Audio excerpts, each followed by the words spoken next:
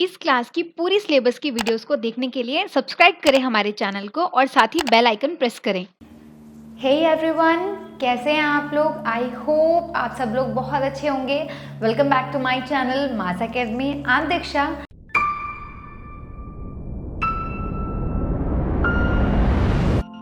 और आज मैं आपके लिए लेके आई हूँ एक नई स्टोरी, एक नए अंदाज में। तो बहुत टाइम से हम लोग बहुत सारी चीज़ें सेलिब्रेट करते हैं। मैं वेट कर रही थी कि कब दिवाली आएगी। मैं आप लोगों के लिए इस दिवाली के ऊपर एक छोटा सा सेशन लेके आऊँगी। तो आज हम बात करेंगे कि हम दिवाली क्यों मनाते हैं। हम सब मनाते हैं, बहुत खुशी से मनाते हैं, लेकिन क्यों मनाते हैं? तो वैसे तो हम सब लोग मोस्टली जानते ही हैं कि मोटा मोटा सबको पता है कि राम जी जब अयोध्या वापस आए थे 14 वर्ष का वनवास काट कर, इसकी खुशी में हम ये दीपक जला के दिवाली मनाते हैं। लेकिन इसका पूरा क्या है, क्यों और कैसे वो कहाँ पर गए, इसके बारे में हम थोड़ा सा आज डिस्कस करेंगे। तो बात करते हैं, जो आज की हमारी कहानी है वो है दशरथ नंदन राम की। तो दशरथ नंदन राम, दैट मीन्स कि दशरथ जी के एक बेटे थे। कौन? राम जी। तो राम जी की 3 माएँ थी। 3 माएँ मतलब दशरथ जी की 3 पत्नियां थी, 3 रानियां थी, जिसमें से ये किसके बेटे थे? ये उनकी पहली रानी कौशल्या के बेटे थे। तो कौशल्या के बेटे हैं राम जी और इनके हैं 3 और भाई, मतलब टोटल ये लोग 4 भाई हैं। तो 4 भाइयों में से भरत, लक्ष्मण और शत्रुघ्न। तो भरत हैं कौशल्या के और हमारे सुमित्रा के कौन कौन हो गए? सुमित्रा के लक्ष्मण और शत्रुघ्न है। तो इन दोनों भाइयों को उनकी माँ ने सिखाया कि आप अपने दोनों बड़े भाइयों के साथ रहेंगे। तो राम जी के साथ हमेशा रहते हैं लक्ष्मण जी और भरत के साथ हमेशा रहते हैं शत्रुघ्न। तो धीरे धीरे समय बीतता गया, बच्चे बड़े होते गए, ये लोग धीरे धीरे बड़े होते गए। जैसे ये लोग बड़े हुए, बड़े होने के बाद में एक दिन रामचंद्र जी का क्या होने जा रहा था? राज्य अभिषेक। तो राज्य अभिषेक का मतलब होता है कि अब हमारे राजकुमार, मतलब इस राज्य के राजा कौन बनेंगे, इस चीज़ का चुनाव जो होता है वो, मतलब पहले ऐसा किया जाता था, जो सबसे बड़े बेटे और सबसे योग्य होते थे उन्हें क्या किया जाता था? उन्हीं को राज्य का राजा बनाया जाता था, राजकुमार बनाया जाता था। तो ये इसीलिए राम जी का राज्याभिषेक करने का समय आ गया। तो जब ये राज्याभिषेक करने का समय आ गया तो जो कैकेयी थी, उनकी एक नौकरानी कह सकते हैं कि उनकी एक नौकरानी, उनकी एक दासी थी, जिनका नाम क्या था? जिनका नाम था कुबरी। तो कुबरी ने क्या किया कि अपनी रानी को, मतलब कौशल्या को, कैकेयी को ये समझाया कि आपके बेटे को, क्योंकि जो कुबरी थी, कुबरी को बहुत ज़्यादा उनके भरत बहुत प्रिय थे, क्योंकि उन्होंने बचपन से उसको पाला पोसा था, तो उनको बहुत प्रिय था। तो उन्होंने क्या किया? कैकेयी को समझाया, अपनी तरह से अपने जाल में बिछाया, उनको जाल, उनका मतलब ब्रेन वॉश करना एक तरह से। तो उनका ब्रेन वॉश करके उनको क्या कहा कि आप, जो आपने दशरथ जी की जब जान बचाई थी, जब उन्होंने आपको एक वरदान दिया था कि तुम मुझसे कुछ भी मांगोगी तो मैं उसके लिए मना नहीं करूँगा और मैं वो चीज़ तुम्हें दे दूँगा। तो मैं आज, वो अब समय आ गया है कि आप वो वरदान महाराज से मांग लें। तो कैकेयी को कुबरी की बात सही लगती है और वो जाती हैं और वो कुंभकर्ण में गुस्सा होकर के बैठ जाती हैं। तो दशरथ जी आते हैं, उनसे पूछते हैं कि क्या हुआ, तुम इतना नाराज़ क्यों हो? तो कैकेयी उनको कहती हैं कि मैं आपसे एक वरदान मांगना चाहती हूँ, जो कि शायद आप भूल गए हैं कि मैंने आपसे एक वरदान मांगा था, तो मुझे वो चाहिए। तो दशरथ जी कहते हैं कि ठीक है, क्या हो गया इसमें, ऐसी कौन सी बात हो गई रूठने की? तो ठीक है, मैं आपको वो वरदान दे दूंगा, बताओ आपको क्या चाहिए।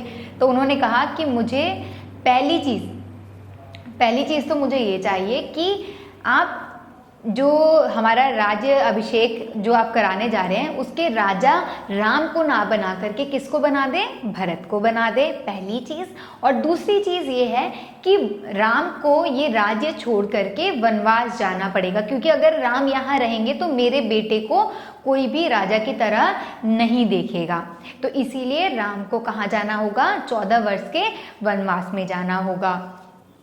तो ये वो मांग लेती हैं दशरथ जी वहीं पर, क्योंकि वो उनके सबसे प्रिय बेटे होते हैं। सबके पूरे वो जो राज्य है, पूरे राज्य के वो बहुत बड़े, मतलब कहते नहीं है, प्रिय राजकुमार, जो सबसे बड़े राजकुमार भी हैं और सब लोगों के लिए बहुत अच्छा चाहने वाले, इनका व्यवहार बहुत अच्छा है, सबके साथ में किसी के साथ भी ऊंच नीच का भाव नहीं रखते हैं, सबके साथ बहुत प्रेम व्यवहार से ये रहते थे। तो राम जी को सब लोग बहुत ज़्यादा, पूरे जो उनके गांव के लोग थे वो सब लोग उन्हें बहुत चाहते थे। तो वो भी, अब पिताजी हैं तो पिता तो बहुत एकदम से जब उनका सबसे फेवरेट बेटे को वन जाने की बात कह दी तो उनको कहा कौशल्या को कि कैकेयी को, कैकेयी ऐसा मत कहो, मैं तुम्हारी बात को मान लेता हूँ, मैं राम को राजा से हटा करके मैं भरत को राजा बना दूंगा, मुझे कोई प्रॉब्लम नहीं है, लेकिन कम से कम वनवास तो मत भेजो। लेकिन वो अपनी बात पर अडिग रहती हैं और खाना पीना छोड़ करके बैठ जाती हैं। तो जब राम जी को ये पता चलता है कि माँ ने ऐसा कहा है, ऐसा वरदान मांगा है, माँ ऐसा चाहती हैं और पिताजी कर्म अपने वचन से बंधे हुए हैं, तो वो क्या कहते हैं, वो स्वयं ही जाते हैं माता के पास और उनको हाथ जोड़कर कहते हैं कि माँ, मैं आपकी आज्ञा मानने के लिए तैयार हूँ, आपको ये सब करने की ज़रूरत नहीं है, आपको खाना छोड़ के, खाना नहीं खाना कोई अच्छी बात नहीं है, आप खाना खा लीजिए, आप भोजन करिए, मैं वनवास जाने को तैयार हूँ। तो वो अपना वनवास जाने के लिए अपना वेशभूषा धारण करते हैं। उनका विवाह भी हो चुका था अभी तक, तो उनका जो विवाह हुआ था वो किससे हुआ था, सीता जी से हुआ था। सीता जी की भी 4 बहनें थी और चारों बहनों का शादी किसके साथ विवाह हो गया, ये जो 4 भाई थे, राम लक्ष्मण भरत शत्रुघ्न के साथ में, ऐसे ही वो 4 बहनों की शादी इन 4 भाइयों से हो गई। तो सीता जी क्या कहती हैं, सीता जी कहती हैं कि प्रभु आप मेरे पति हैं और आप जब जंगल में जा रहे हैं तो मुझे भी आपके साथ ही जाना होगा और मैं यहाँ पर रहकर भी क्या करूँगी। तो वो कहते हैं नहीं, तुम यहाँ पर रहो, माता पिता की सेवा करना। लेकिन वो नहीं मानती हैं, वो कहती हैं कि मैं यहाँ ऐशो आराम की ज़िंदगी नहीं जी सकती, मुझे आपके साथ जाना होगा। अगर वहाँ पर कोई कष्ट होगा, वहाँ पर आपको खाना बनाकर कौन देगा, आपकी सेवा कौन करेगा, इसलिए मैं भी आपके साथ चलूँगी। उसके बाद जब ये खबर लक्ष्मण जी को लगती है तो लक्ष्मण जी भी कहते हैं नहीं भैया, आप अकेले नहीं जाएंगे, मैं भी आपके साथ चलूँगा, बचपन से मैं आपके साथ ही रहा हूँ और अब इस चीज़ से मुझे साइड मत करिए, मुझे भी आपके साथ जाने दीजिए। तो वो क्या करते हैं, लक्ष्मण जी भी उनके साथ जाने के लिए तैयार हो जाते हैं। तो ऐसे ये तीनों लोग कहाँ चले जाते हैं, सबकी आज्ञा लेकर के, सबको प्रणाम करके, अपने जो साधु के वेश होते हैं उस वेश में, साधु के वेश में वो लोग वहाँ से निकल जाते हैं। लेकिन जब गांव वालों को ये चीज़ पता लगती है तो गांव वाले भी अपना गांव छोड़ करके इनके साथ जाने के लिए तैयार हो जाते हैं, इनके साथ जाते हैं इनको वन तक छोड़ने के लिए कि नहीं, हम भी आपके साथ वन में रहेंगे। लेकिन राम जी क्या करते हैं, राम जी नहीं चाहते थे कि कोई भी उनका राज्य, जो उनके राज्य में रहने वाले जो निवासी हैं, वो कोई भी परेशान हो, कोई भी दुखी हो और उनके साथ जंगल में जाकर रहे। वो ये चाहते थे सब लोग यहाँ पर अपने घरों में रहें और भरत के राजा बनने के बाद सब लोग उसकी आज्ञा को माने। उसके बाद सब लोगों को, जब रात में सब सो रहे होते हैं तो रात को राम जी नदी से पार करके जंगल में चले जाते हैं। और जब जंगल में चले जाते हैं और फिर गाँव वालों को वापस आना पड़ जाता है। और जब जंगल में चले जाते हैं तो जंगल में जाने के बाद क्या होता है, वहाँ पर वो लोग एक कुटिया में रह रहे होते हैं और सीता जी को बहुत समय जब ये बीत जाता है, सब कुछ अच्छे से चल रहा होता है, जैसे भी ये लोग अपना वहाँ के जंगल के फल, जंगल की सब्जियाँ लेकर खाते हैं, वहीं पे पानी पीते हैं, कुटिया बनाकर रहने लग जाते हैं। कुछ समय के बाद क्या होता है, कुछ समय के बाद वहाँ पर एक लड़की आती है, एक लड़की जो राक्षसनी होती है। वो बहुत सुंदर कन्या का रूप बदल के, उसके पास पावर होती है कि वो अपना रूप बदल सकती है। उस लड़की का नाम क्या था, उस लड़की का नाम था सूर्पनखा। तो सूर्पनखा क्या करती है, अपना जो गेटअप होता है वो बदल लेती है और जादू से कैसी बन जाती है, बहुत सुंदर कन्या बन जाती है। तो जब वो सुंदर कन्या बनके राम जी को देखती है तो राम जी उसको पसंद आ जाते हैं। तो राम जी को वो कहती है कि आप मुझसे विवाह कर लीजिए। तो राम जी कहते हैं कि नहीं, मैं तो विवाह नहीं कर सकता, मैंने तो अपनी पत्नी को वचन दिया है कि मैं एक ही विवाह करूंगा, मैं दूसरा विवाह नहीं करूंगा। तो फिर वो लक्ष्मण जी को देखती, कहती है अच्छा तो तुम शादी नहीं करोगे, कोई बात नहीं राम, अगर तुम्हें मुझसे शादी नहीं करनी तो क्या हो गया, ठीक है, तुम मेरी शादी अपने भाई से करवा दो।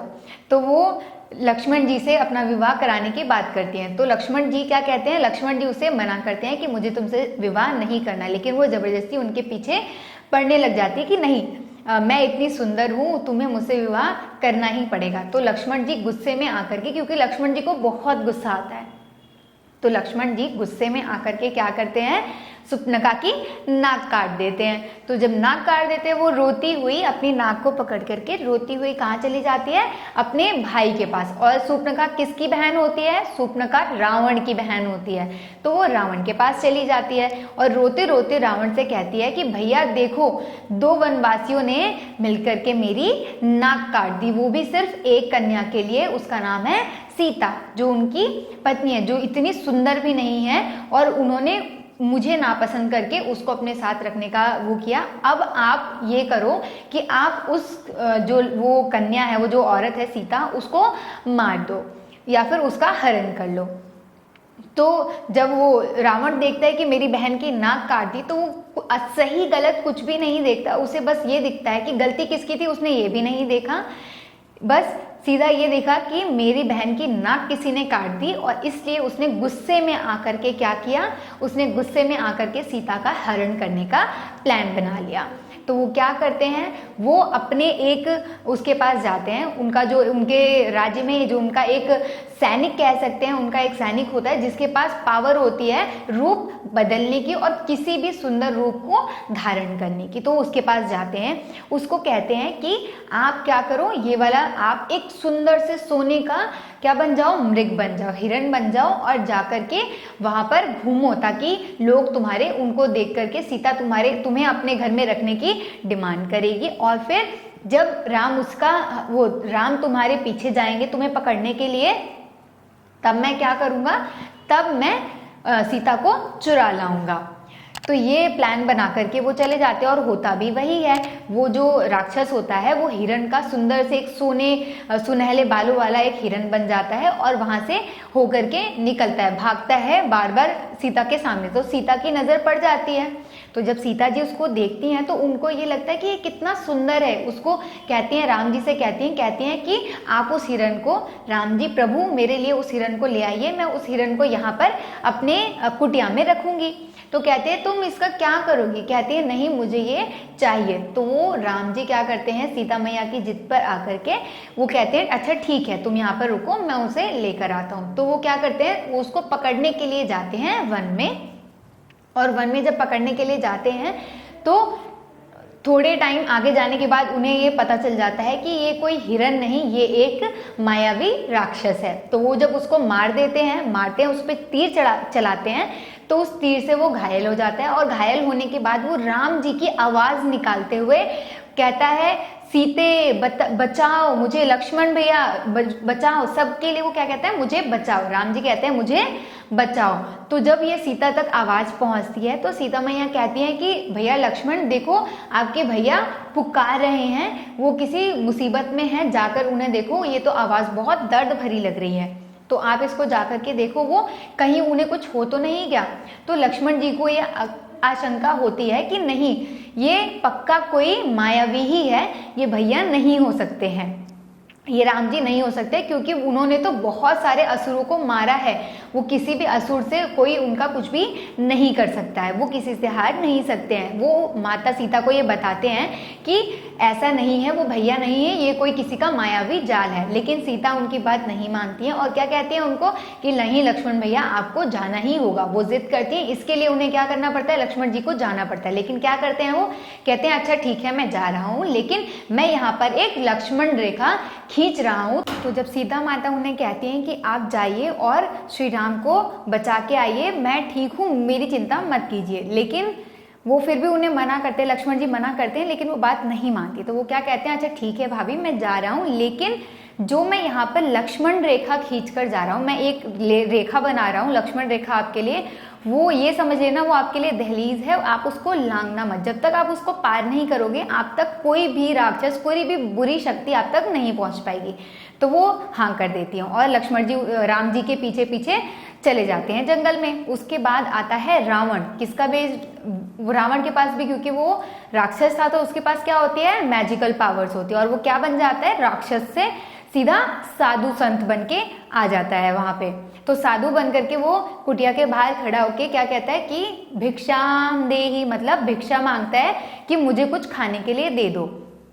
तो सीता माता जाती हैं अंदर, उनको देखती हैं, वो आए, उनको प्रणाम करती, कहती है रुकिए साधु महाराज, मैं आपके लिए कुछ लेके आती हूँ। तो वो जाती हैं अंदर से लाने के लिए, और लाने के बाद जैसे वो उन्हें दे रही होती हैं, क्या होता है वहाँ पे कि वो राक्षस उन्हें पकड़ने जाते हैं और देखते हैं कि अरे मैं तो पार ही नहीं कर पा रहा हूँ। तो वो समझ जाता है, तो वो सीता माता से कहता है कि नहीं, तुम्हें इस रेखा को पार करके आना होगा, और मैं उस तरफ, मैं इस रेखा के पार अगर होके तुम दोगी तो मैं ये भिक्षा नहीं लूँगा। अब तुम्हारी मर्जी है, सोच लो, या तो मैं तुम्हें श्राप देकर चला जाऊंगा और या फिर तुम्हें बाहर आकर मुझे भिक्षा देनी होगी। तो माता सीता क्या करती हैं, कहती हैं अच्छा ठीक है, मैं बाहर आती हूँ, मुझे मेरे भैया ने मना किया था लेकिन फिर भी मैं बाहर आ रही हूँ और मैं आपको ये दे रही हूँ, लेकिन आपको मुझे श्राप मत दीजिए। वो आती हैं, जैसे ही उस रेखा को पार करके बाहर आती हैं तो क्या होता है, रावण उनको उठा करके अपने साथ वन में लेके, अपने भवन में, या अपने कह सकते हैं हम लोग अपने वहाँ पे जहाँ पे वो रहता है, जिस राज्य में वो रहता है, वहाँ पर लेके उनको जाने लगता है। वो भी हवा से, हवा के रास्ते, मतलब ऊपर उड़ते हुए उसको क्या करता है, अपने साथ ले जा रहा होता है। तो माता सीता क्या करती है, अपने कुछ गहने गिराती हुई, वहाँ से रोती चिल्लाती हुई कि श्री राम मुझे बचाओ, कोई मुझे बचाओ, चिल्लाती हुई वो वहाँ पे गहने गिराती हुई और बोलती हैं कि जिन्हें भी ये गहने मिले, अगर कोई मुझे ढूंढते हुए आए तो वो उन्हें मेरे बारे में बताना कि मुझे रावण उठा करके लेके चला गया है।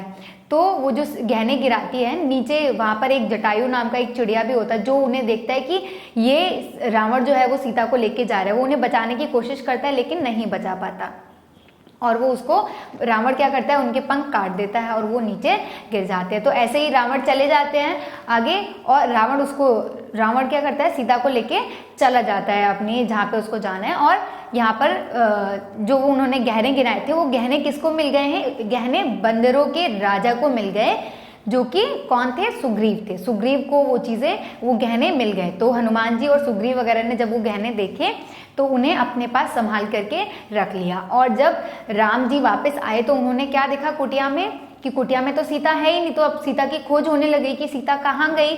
लक्ष्मण को पूछते हैं कि मैंने तुम्हारे हवाले इनको करके छोड़ा था, तुमने उन्हें क्यों अकेला छोड़ के तुम मुझे मेरे पीछे क्यों आए।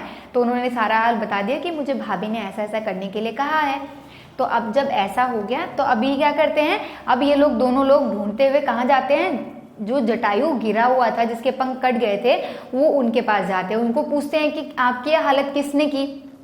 तो वो सारा हाल बता देते हैं। तो अब वो सोच रहे होते हैं कि हम किस मार्ग से जाएं रावण को ढूंढने के लिए। तो ऐसे ही आगे धीरे धीरे आगे बढ़ रहे होते हैं और उनको वहाँ कौन मिल जाता है, वो ढूंढते हुए हैरान परेशान जब जा रहे होते हैं तो वहाँ पे देखते हैं कि उनको हनुमान जी अपना भेष बदल कर आते हैं और उनसे पूछते हैं कि आप कौन हैं। तो वो बताते हैं कि मैं राम हूँ। तो वो समझ जाते हैं कि ये मेरे प्रभु हैं और मुझे इन्हीं की सहायता करनी है। तो वो अपने राजा के पास उनको लेके जाते हैं और इनकी राजा से, मतलब सुग्रीव से क्या हो जाती है, मित्रता करवाते हैं। और मित्र बनने के बाद सुग्रीव कहते हैं कि मैं जो हूँ, मेरे राज्य से मुझे मेरे भाई बाली ने निकाल दिया है और मेरी पत्नी को भी अपने पास रख लिया है। तो इस हिसाब से आपका भी हाल वही है और मेरा भी हाल वही है। मेरी भी पत्नी मेरे पास नहीं है, मेरा राज्य मेरे पास नहीं है, और ऐसा ही आपके साथ भी हुआ, आपकी पत्नी को कोई और चुरा कर लेके चला गया। तो राजा, जो राम जी होते हैं, राम जी कहते हैं ठीक है, मैं तुम्हारी मदद करूँगा। तो राम जी क्या करते हैं, बाली का वध करके उनका राज्य, साम्राज्य जो भी होता है उनको वापस दिलाते हैं सुग्रीव को। तो सुग्रीव बाद में क्या करते हैं, सुग्रीव बाद में राम जी की हेल्प करते हैं, कहाँ तक पहुँचने के लिए, रावण तक पहुँचने के लिए। तो जब रावण कहाँ रहता है, किसी को नहीं पता था कि रावण कहाँ रहता है। तो रावण की लंका कहाँ है, किसी को नहीं पता थी। तो रावण की लंका बहुत दूर, समुद्र के भी पार जाके, 7 समुद्र पार करके उनका क्या था, जहाँ वो रहता था, रावण रहता था, उनकी लंका थी। तो अब क्या करते हैं, हनुमान जी के पास भी ना बहुत सारी मैजिकल पावर्स थी। तो हनुमान जी लेकिन अपनी मैजिकल पावर्स, बचपन में कोई किसी के साथ उन्होंने शैतानी की थी तो वो उनको ना श्राप मिल गया था और वो अपनी मैजिकल पावर्स भूल गए थे। तो अब जैसे जैसे अब समय आ गया था उनको अपनी मैजिकल पावर यूज़ करने का, तो अब उनको रिकॉल कराया गया, फिर से पुरानी चीज़ों को याद कराया गया और हनुमान जी क्या करने लग गए, हनुमान जी ने अपनी पावर्स को जान लिया और फिर से उन्होंने उड़ना शुरू कर दिया। तो वो उड़ करके आसमान के रास्ते होते हुए उन्होंने कई सारे राक्षसों का भी सामना किया और उनसे आगे बढ़ करके उन्होंने देख लिया कि रावण की लंका कहाँ है, और फिर ये लोग रावण की लंका तक पहुंच गए और रावण से युद्ध करके रावण को हरा दिया, जिसमें रावण के ही एक भाई कौन थे, रावण भी क्या था, रावण एक राक्षस फैमिली से बिलोंग करता था। मतलब रावण के जो पिताजी थे वो एक कौन थे, वो एक साधु थे, और रावण की जो मम्मी थी, माताश्री थी, वो एक राक्षस फैमिली से थी। तो उन दोनों का जब विवाह हुआ, उन दोनों की जब शादी हुई, तो उनसे इनके 3 बच्चे हुए थे। तो रावण जो थे वो 3 भाई थे। कौन कौन से, सबसे बड़े रावण थे, फिर विभीषण थे, और फिर सबसे छोटे थे कुंभकर्ण। तो कुंभकर्ण इन तीनों लोगों ने बहुत तपस्या करके ना भगवान शिव को मतलब उनकी इतनी तपस्या की भगवान शिव को खुश होकर इन्हें आशीर्वाद देने के लिए आना पड़ा। तो जब भगवान शिव इन्हें आशीर्वाद दे रहे थे तो रावण ने तो अपने लिए सब कुछ मांग लिया। वो बहुत, क्योंकि उनके पास इतना ज्ञान था, उन्होंने अपने लिए क्या कि मुझे इतनी बुद्धि मिल जाए कि मुझसे ज़्यादा कोई भी बुद्धिमान ना हो, तो उनको वो वरदान मिल गया। और जो कुंभकर्ण थे वो पूरा का पूरा क्या दे, इंद्रदेव का जो राज था उस चीज़ को वो मांगना चाहते थे। लेकिन जब इंद्रदेव ने ये चीज़ समझा कि वो राज्य मांगने वाले हैं, तो उन्होंने क्या किया, उन्होंने नींद की जो देवी हैं विष्णु जी से जाकर उन्होंने कहा कि विष्णु जी ये ऐसा होगा तो राक्षस अगर इंद्रलोक पे भी राज करने लग जाएंगे तो क्या होगा, तब तो सब जगह पर राक्षसों का राज हो जाएगा और दुनिया के लिए जीना बहुत मुश्किल हो जाएगा। तो उन्होंने एक उपाय निकाला कि ठीक है, आप ना अब ना ये काम होगा, आप चिंता मत कीजिए। सरस्वती, वो ब्रह्मा जी के पास जाते, सरस्वती माता को वो कहते हैं कि आप जाकर वो इंद्रासन को निंद्रासन में उनकी जबान पर बैठ जाइए और निंद्रासन का वो वर मांग लेंगे। तो ऐसे क्या होता है, कुंभकर्ण जो होते हैं वो निंद्रासन का वर मांग लेते, मतलब वो तब उन्हें वरदान मिला कि आप हमेशा सोते ही रहेंगे। शिव जी ने उन्हें कह दिया तथास्तु, तो उन्हें क्या वरदान मिल गया कि आप हमेशा सोते ही रहेंगे। और जो विभीषण होते हैं वो कहते हैं प्रभु मुझे मोक्ष की प्राप्ति करने के लिए क्या मार्ग, मतलब मुझे मोक्ष पाना है तो उसके लिए मुझे क्या हो सकता है, मुझे आपके दर्शन करने हैं। तो वो उन्हें कहते हैं कि राम के अवतार में तुम्हें मेरा अवतार होगा बाद में, और मैं राम के अवतार में आऊँगा जब पृथ्वी पर, तब तुम क्या कर सकते हो, तब तुम उनका साथ देना और इससे तुम्हें मोक्ष मिल जाएगा। तो वो कहते हैं ठीक है।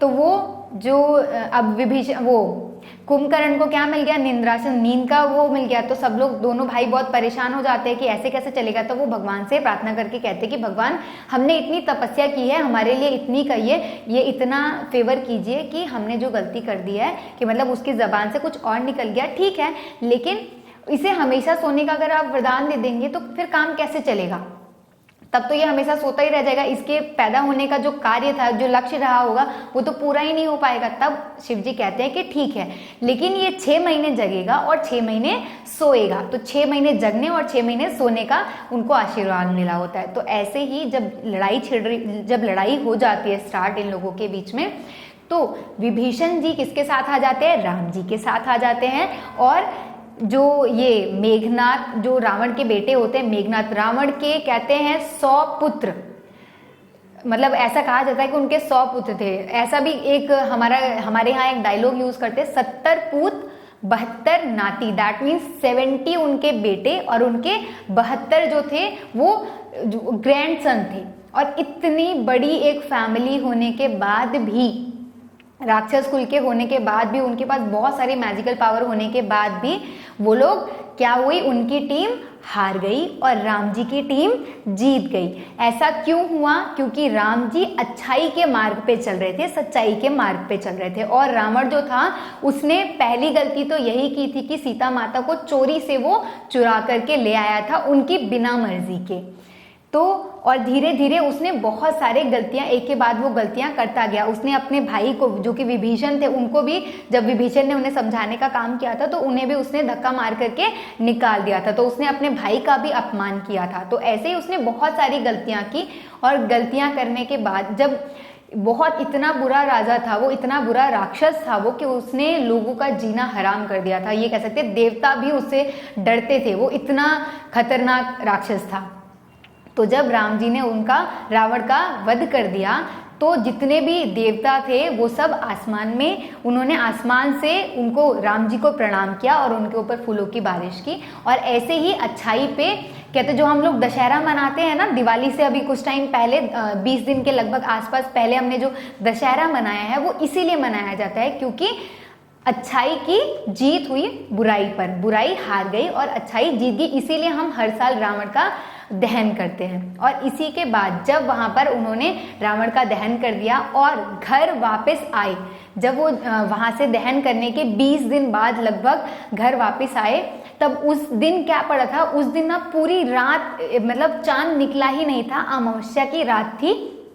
तो उस दिन पूरे गांव वासियों ने, अयोध्या वासियों ने क्या किया था, वहां पर दिए जलाए थे और दियों से क्या की थी, रोशनी की थी। और तभी से ये त्योहार हम लोग दीपक के त्योहार के नाम से या दियों के त्योहार के नाम से जानने लगे, दैट इज दीपावली। तो दीपावली का त्योहार हम इसीलिए मनाते हैं क्योंकि राम जी 14 वर्ष का वनवास काट करके अपने घर, अपने अयोध्या वापस आए थे। तो आई होप आपको ये स्टोरी, आपको ये कहानी राम जी की जो थी वो समझ में आ गई होगी, आपको समझ में आ गया होगा हम दिवाली क्यों मनाते हैं। तो अगर आपको ये चीज़ें पसंद आई हो, समझ में आई हो, तो प्लीज़ मेरे चैनल को लाइक, शेयर एंड सब्सक्राइब ज़रूर करें ताकि मैं नेक्स्ट टाइम भी ऐसे ही अच्छी अच्छी कहानियाँ आपके लिए लेके आती रहूँ। तो मिलते हैं नेक्स्ट स्टोरी में, तब तक के लिए बाय बाय।